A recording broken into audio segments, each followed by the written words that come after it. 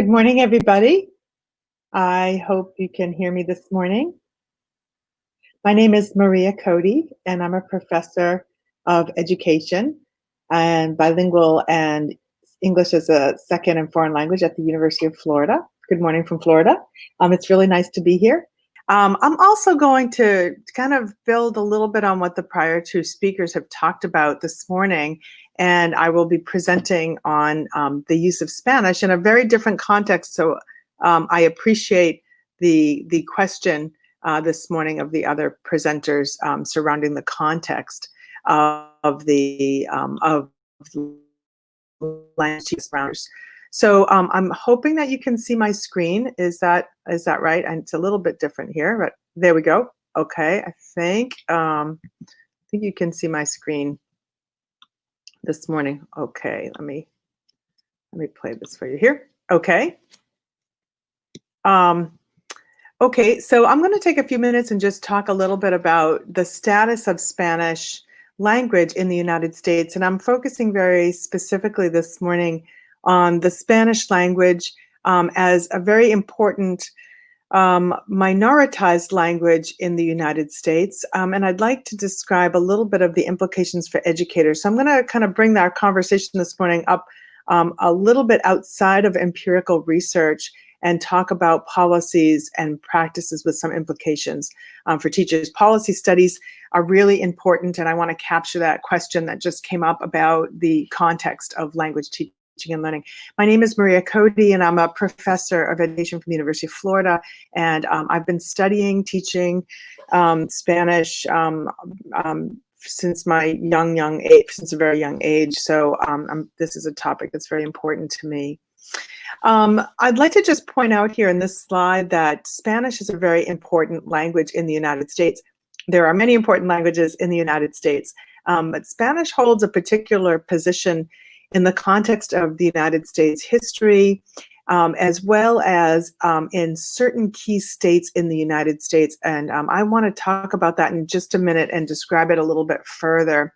What you can see from this slide is just kind of some information surrounding the number of Spanish speakers in the United States context.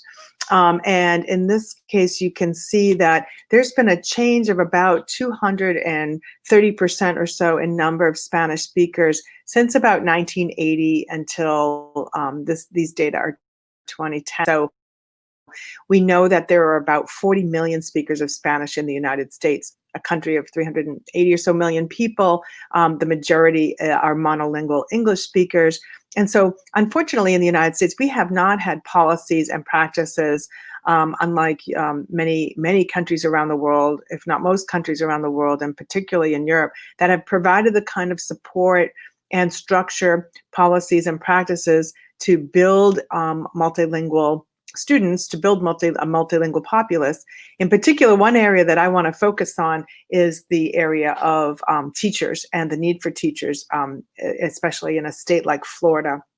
So we have a large number of Spanish speakers, and you can see the next numbers of languages down on the screen: Chinese, French, Tagalog, Vietnamese. And I just picked those top 5 languages to show you that this is not a language that is just kind of spoken and used. The language, in fact, has a very strong history and plays a very important place in the United States. So in this slide, you can see that Spanish predates actually the use of English in the United States. So capturing on that historical and social context of how languages come to be in places, and the way that context matters in terms of growth and changes when languages come into contact with each other. So Spanish actually predates English. I would say that there are a lot of Americans that might not realize that, but understand that Spanish is a well-used and heavily spoken language in the United States. It dates back from 1513, but really in the state of Florida, where I'm from, the first permanent colony, the first permanent settlement in the United States in the history books, speaking outside of native peoples and other cultures, but the first permanent settlement was 1565. For Americans, that's a long history, but it increasingly in the area of Florida and all along the southwest of the country, there have been growth in Spanish. In fact, Spanish speakers frequently say that we didn't cross the border into the United States, the border crossed us. And they wouldn't be wrong in stating that in fact the land of what is now the United States of America was land that was used by Spanish speakers, and the borders came later. But we have the current context, of course, whereas that there's this misconception that Spanish speakers are arriving en masse into the United States and taking over the United States. And Spanish, although it has a long history and plays an important role, is currently seen in today's political scene and as a language that might even threaten the position of English. And so there are certain groups and people, and they're not vocal. They're quite vocal in their views and beliefs that this is an English-only country. If you come here, speak English. I've heard people say that to immigrant families, to native English speakers who might speak with an accent or a different variety of English. I've heard all kinds of pejorative sentiments throughout my career. And sadly, those kinds of sentiments make their way into the mainstream media and really serve to underscore different statuses of language, in particular Spanish, in the United States. And so clearly there's no threat to the English language in the United States. No. So the last thing I'd like to say, these disparaging comments, of course, have gotten worse in the current political rhetoric. Under the government that we have right now, it's become more permissible to say things against other people. And so we see an increasing number of kind of discriminatory practices among Spanish speakers, with the assumption that Spanish speakers come from Mexico, they're here to take advantage of the political and economic context, and they won't contribute to society. And of course, we know that those are false.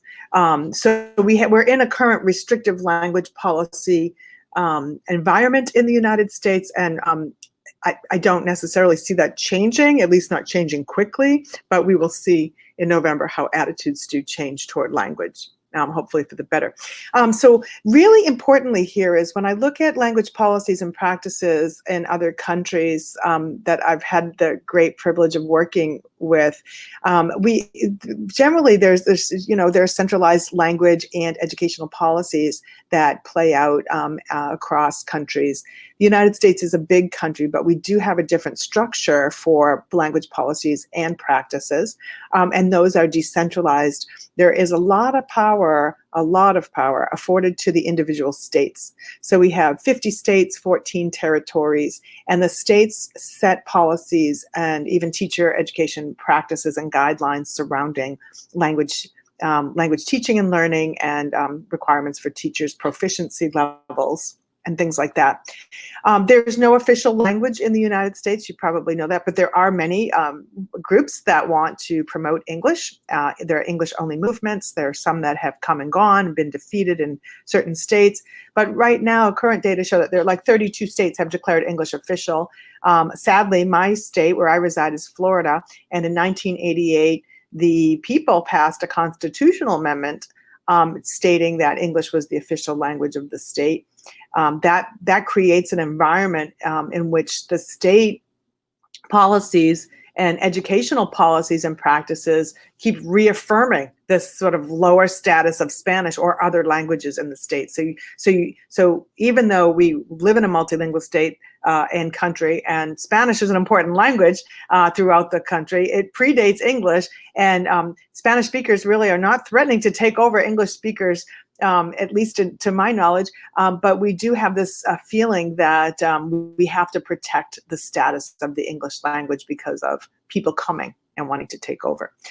So despite all these things, we have these competing discourses surrounding how educational policies and teachers' education and teaching and learning of languages like Spanish should play out. And so they're very, very competing spaces for people to grapple with, making it a complex environment. Thinking about the work today is the idea of the language and educational planning. I think about this theoretically as framing the practices, policies and practices of language and what happens with the status of languages. And many of you are familiar with Kaplan and Baldauf's work from 2005. There are different kinds of language policy and planning practices as prestige status corpus, language policy and planning. But they state in their work that in the real world, language and education planning is often constitute the sole language planning activity. So there's a lot of emphasis on educators in this. There are 7 interrelated policy goals in the language and education planning theoretical framework. There are, just briefly, access, personnel, curriculum, methodology and materials, resourcing, community, and evaluation. And I'd like to focus here just on methodology policies of Spanish and the kinds of language programs that my other 2 colleagues have talked about a little bit in Esperanto and the role of teachers in the prior presentation. Excuse me, could you please start your presentation, like run the slideshow, because now the slide is tiny and we can barely read anything on it. Oh, okay, sure. Is this better? Yes, thank you. Okay, I apologize for that. I'll go back to this other slide here and pick up. So I was just mentioning that the theoretical framework of language and education planning, and I'll focus on methodology policies surrounding Spanish in particular, and also describe the role of the state, using the state of Florida as an example. So language education programs for language minoritized students take 2 different forms in the country. I'm using this term language minoritized students very purposefully here. It's a term that has been maybe building some momentum across the United States, but the idea is that these are not minority languages from a status perspective, but that, or minority language students, but that students and languages have been minoritized. In other words, those practices have enacted upon the language, upon the students, upon the speakers of those languages. And so quite purposefully, and I think rightly, it's a more accurate description to describe languages as having been minoritized, or speakers having been minoritized on the part of majority speakers of other languages, in this case English. But there are really 2 ways of thinking about the programs for language minoritized students right now in the United States. And again, in a very restrictive environment with competing discourses surrounding those practices. The first are additive language programs that really build upon students' first languages and build their languages and literacies. Additive language programs really seek to extend all language use, and I know that Rice spoke a little bit about translanguaging and the use of multiple languages to sort of synergistically build a full linguistic repertoire, however big that could be. And so there is this notion that we could engage in those kinds of teaching and learning practices that are additive for students, for minoritized students in particular. But it's important to also note that there's been a long history of these kinds of programs in the United States. Bilingual programs, Dutch and German, have long histories in the northern part of the country, in the mid-Atlantic states we refer to in the middle part of the United States. Dutch and German were very important. These were languages that were taught in programs, especially prior to World War II. And then programs like that focus now on minoritized students are also facing this idea of, like, the Black Lives Matter movement right now has brought into focus minoritized students of color, students, Black and brown students who have been part of bilingual education programs, or that those programs have really built and grown surrounding benefiting students of color, but we have not done a good job of looking at the question of race here. So these additive programs had a focus on minoritized students and their languages, but there's really a lot more to unpack here and learn about, especially in today's context. And I want to give an example here of the Coral Way Elementary program as an additive language program that in 1963, the United States, the first what we refer to as a two-way immersion program, where two languages are used as mediums of instruction, English and Spanish. The first school opened in 1963. And just historically situating that, we were in the United States in the civil rights movement in the 1960s, and there was a lot of promotion of students' first languages as parts of their national origin. Issues of race and equity were in the national conversation, and it was in that context that the Core program opened. It's still a school that is open today, but it's also faced many challenges and negative views and negative political pressures surrounding the use of two languages. There are also, in addition to additive programs, we can think about subtractive programs. I frankly feel that if we're not adding and building upon students' first languages, then by default we're subtracting something. And so I don't mean to be terribly binary about it, because I realize that programs themselves can have part of them that are additive and other parts that don't build on students' first language or literacy.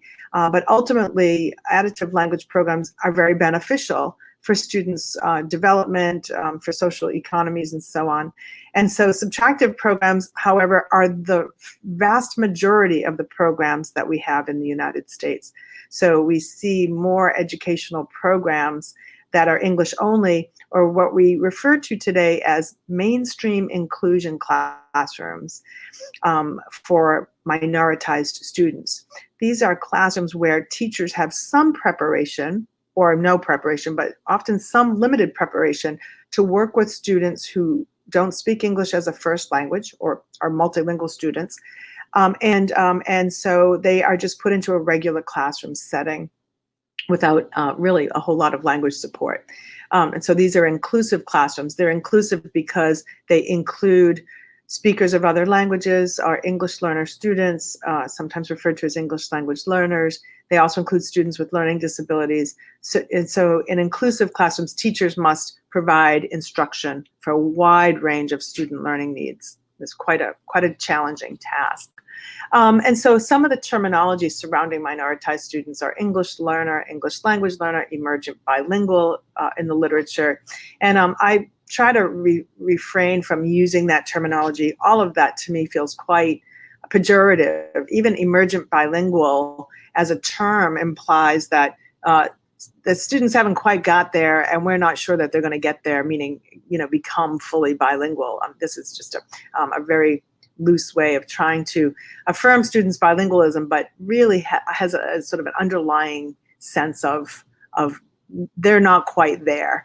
I think we could refer more accurately to students as bilingual and multilingual with different language ability levels in literacy, in oracy, and the use of linguistic registers. They have different registers that they use depending on the needs of the language. So overall in the United States, and kind of going back to the bigger picture, there are about 5 million of the bilingual students in the United States, and they represent about 10% of the entire school-age population. We have about 50 million students in the United States.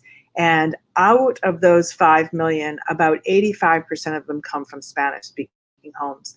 So here again, I'm just underscoring the importance of the Spanish language and its potential contribution for multilingualism in the United States. I'd like to just focus now here for a few minutes on what I referred to earlier as decentralized policies and how those play out across a country so big like the United States. On the left of the screen is a map of the United States. It's just kind of a flat map. You can see where the different states are, Alaska and Hawaii, that are not geographically connected to the country are listed there. Interestingly enough, Hawaii and Alaska are two states that have other languages declared as official. In Hawaii, it's Hawaiian, in addition to English, and Alaska has recognized multiple native languages as part of their state language policy. And so there's a big country here, and you can see here the state of Florida on the, which is in the southeast of the United States. And what I did was just show you a map here on the right-hand side of your screen of what the state looks like. And what you see in this map are different sections, kind of broken off. These are different school districts in the state of Florida. There are 67 physical school districts. There are 72 districts. But those are groups like Florida Virtual Schools is considered a school district, and there are lab teaching and learning schools. But there are 67 physical school districts in the state of Florida. And we have the third largest number of bilingual students in the country, about 300,000 students that are bilingual or multilingual. And just like the national data, very similar, 85% of those students are Spanish speakers. But importantly, in the state of Florida, down here in the southeast of the Florida Keys, we're only a few miles from Cuba, as you know, from the Caribbean, from Latin America. So we tend to experience a lot of immigration from students and families, from people from Spanish-speaking countries. Of course, other languages, there are many Spanishes spoken, many varieties of Spanish, including, of course, Cuban Spanish coming from here. And also Puerto Rico Florida has been increasingly a place for Puerto Ricans to come to the mainland, and often come to the mainland, Florida, go back to Puerto Rico. And there's been back and forth migration between Puerto Rico and the state of Florida. Of course, we experience immigrants from Mexico and Guatemala. These are very important Spanish-speaking groups, and indigenous speakers like Canjobal and other languages from Guatemala that are spoken from Central America that come right through the middle of the state. And these are students whose families pick in the crop industry. They provide a lot of labor for services and contribute tremendously economically. But this map also shows you these different colors are district grades, and schools, districts are graded based on how well their students do on language ability tests. So, and state standardized learning tests. So in the middle of the state, you can see it's not ironic that that the students, let me go back, I think I hit the wrong one, that the students who are low income and pick our crop industry are in school districts where their grades are, their state standardized, their test grades are lower. And so these school district grades tend to look lower. That's something else to take a look at. So Spanish gets this kind of bad, this sort of bad positioning in the media, and the state of Florida is an official English state. So we do have early childhood education programs for young children. Not a lot of them are bilingual across the entire state. It's very difficult to find teachers who are prepared to work with bilingual students at young grades. They often do not need a teaching credential to work in early childhood education programs. They have sometimes bachelor's degrees, so 4-year college degrees. So we have some of those programs, but very limited. At the primary level, for us, that would be grades 1 through 5. We have different kinds of programs that support Spanish-speaking students primarily. We have mainstream inclusive classrooms, and those I mentioned earlier are classrooms where teachers are very underprepared, but students are in the classroom, and the expectation is that the teacher will instruct in English, and students will get it somehow, right? They'll learn English. But there's no emphasis, or very little emphasis, if ever, on students' first language as a resource for further learning. We also have, as I mentioned, the Coral Way Elementary School, the first two-way immersion program, now referred to as dual language across the United States, where 2 languages are used as mediums of instruction.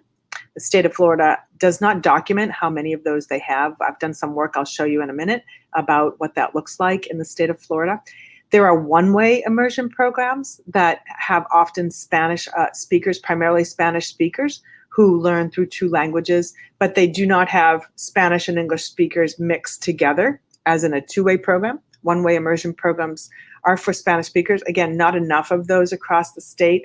And we used to have a larger number of what are called TBE, transitional bilingual programs, where students had 1, 2, or 3 years of instruction, literacy instruction in Spanish, and then they would be transitioned out of bilingual education programs. In other words, those are TBE are subtractive programs because they're not aiming to build high degrees of literacy among the students for long-term purposes or for academic purposes.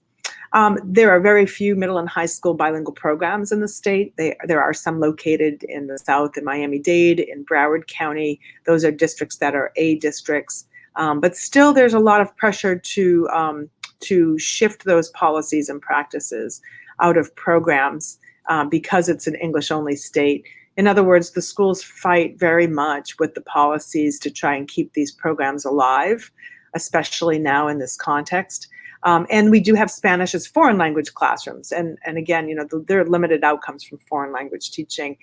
They're, in terms of Spanish speakers, building first language literacy and academic language, they clearly are not our first choice to achieve high levels of proficiency and language maintenance. And so what do we need here to build additive programs? And here's the methodology policy portion. The state level support really needs to be there. So what we see in policies is some states in recent years, states like Utah, states like Washington State, Delaware, there have been some states across the country, New York State, that have specifically built state level language policies to build bilingual education programs. And what we find in the data on the two-way immersion programs is that students, both English speakers and Spanish speakers, or English speakers and other speakers, have high levels of language literacy when they go through the programs. And they're strong programs when you have a strong teaching force that's well prepared to teach in a bilingual program. But they don't happen in a vacuum. There very much needs to be state level support, both in terms of funding and the kind of professional support that teachers need in order to continue to provide additive bilingual programs for language minoritized students. They just can't happen on their own. Another really critical factor that we find in research is that there needs to be a lot of family support, and this often comes down to the families of students, the parents and caregivers, understanding that in order to be in a bilingual program, they need to make a commitment to the program for a certain number of years. So early in the programs, students don't display high levels of right away, high levels of literacy in 2 languages. It takes years for students to sort of, from both groups in two-way programs, to catch up, and then to start building. And what we find is after 3 or 4 years of being consistently in the programs, students in two-way programs outperform students in monolingual programs. And so it takes family commitment and support to do that. That means that schools have to educate parents on the importance of language. And remember, they're educating parents in the context of anti-immigrant, anti-language, no state support, discourse and rhetoric surrounding English as being threatened, by Spanish speakers. So it is a momentous task to try to build families' knowledge of that this is not a bad thing. This is a good thing for your child. Other things that build into additive programs clearly are resources like materials, curriculums, and highly qualified bilingual teachers. I think Rice said it very, very well that, that we need to take a deeper look at what does it mean to be a highly qualified bilingual teacher in the context of foreign language teaching, and in the context of bilingual education programs. We do a lot of research in this area in the United States.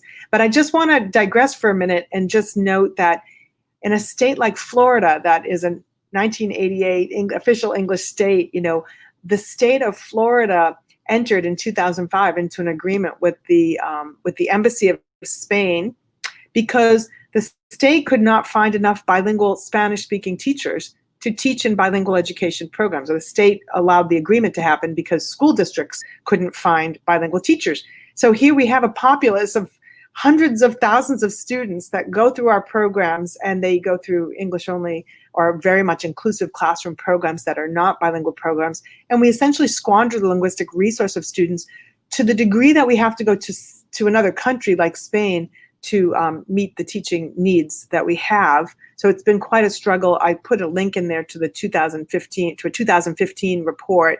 So the agreement happened in 2005, but 10 years after that, we're still struggling to find bilingual teachers for Spanish-speaking students in a state like Florida. It seems somewhat absurd. Okay, so just to kind of go back here and to kind of wrap up, that we have competing discourses here, and there are some practices that that people are working on the ground to counter some of those large discourses, especially teachers who do the work without any support from the state level. It's really sad. And so just to finally wrap up here, we have about a minute, is implications and new directions for teachers. So language and education planning is dependent really on local and in the US state level practices that have to continually and consistently challenge negative views of minoritized languages that have implications for minoritized speakers of those languages. We can't get beyond that until we can build coherent policies between the local, state, and I would be too optimistic to say the national level, but we could keep working at the state level. We have made some forward momentum in the state of Florida. We created a website a few years ago on bilingual education programs. The link is there. You can see out of 67 districts, 13 offer Spanish bilingual programs right now in Florida. That's embarrassingly low. We should have 60 probably school districts offering bilingual programs, but we're going to continue because we know even without support that it benefits students and it benefits the populace. There's also, we revived last year the Florida Association for Bilingual Education as part of the national group, and there's documentation on bilingual education programs there. And there's a new movement really to grow your own kind of program. So for those school districts I pointed out in the middle of the state, where they have low district grades and lots of bilingual students that are Spanish speakers there, those are the places where we would like to find people in those communities who want to be prepared to become teachers, because we know they will remain in those communities and become strong teachers of students there. And so we're working toward a grow your own program for those communities. And so that's all that I had for my presentation. Okay, so I'm just looking at, we're a little over time, but we started a few minutes late. So the question, let's see, the first question I see is, there will be a video chat about this topic right after the end. So we could video chat here. Let's see. The first question is, Spanish is a pluricentric language. Are there problems with teachers and students using different varieties? Well, this is a great question, because as I mentioned in the presentation, there are students who come from Mexico, and more indigenous speakers from Central America, Guatemala, and so on, that we see in the communities that speak different varieties of Spanish. And then we have this state agreement to bring in speakers, Spanish teachers from Spain. So I see this as a big disconnect, right?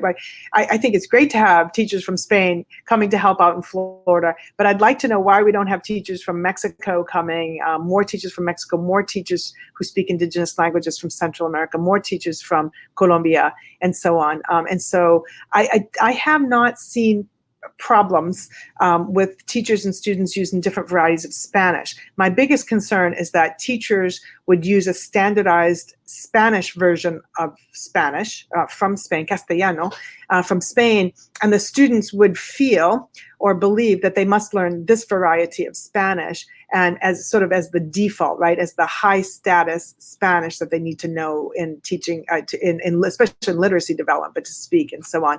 So that would be my concern. But in the schools that I attend with our bilingual programs, I have not seen problems. I've seen teachers look at, we say, guagua in one country, and we say colectivo in another country, and so these mean buses, and so this is how we say it across places. So I see some affirming of different varieties of Spanish when the teachers know those varieties. But the bigger issue to me is the idea of bringing higher status Spanish into communities where other Spanishes are spoken. Let's see, another question is that I've heard from a university instructor in the US that heritage speakers have trouble at the university level especially when their home language has non-standard features? What are ways of improving their Spanish without shaming their home language? So let me think about that. Heritage speakers have trouble at the university. And I'm thinking that the question is about using Spanish at the university level. If we have only one program that I know in tertiary education in the U.S. That uses Spanish, but that's a good question for follow-up, and thank you. We are completely out of time, so thank you to everybody for being part of this presentation, and thank you to Matthew for helping us in the technology.